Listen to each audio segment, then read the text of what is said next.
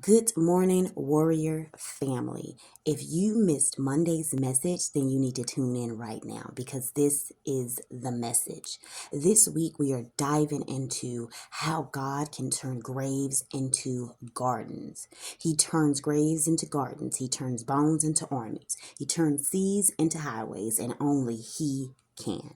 Now let's go into the word. Elisha was a prophet in the Old Testament who lived a remarkable life. He spent years under his mentor Elijah and was with Elijah when he was taken to heaven in a chariot of fire, and that was only the start. After every great thing he done, in verse 20, we're talking in 2 Kings 13 and 20, Elisha died and was buried. Just like that. At first glance, this looks like a disappointing and underwhelming end to Elisha's life. But God doesn't always say it's over when we say it's over. Elisha may have died, but God wasn't done. When the dead man fell on Elisha's bones, it wasn't over. When Ezekiel found himself in the valley of dry bones, it wasn't over. When Jesus hung on the cross and was buried in the tomb, it wasn't over.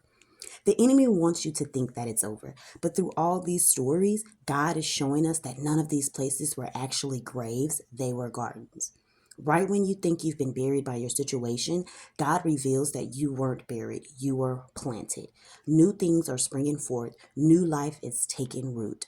This is going to take a perspective shift, though. God is in the business of bringing dead things back to life, but it's up to you to see the potential in what He's planted. Read 2 Kings chapter 13, and you let me know when you find out what grave that you are in that can be turned into a garden. You have a blessed day, family. And remember, use your purpose. Use your pain. Plant that seed in that garden and watch it flourish in this New Year's season. Have a blessed day.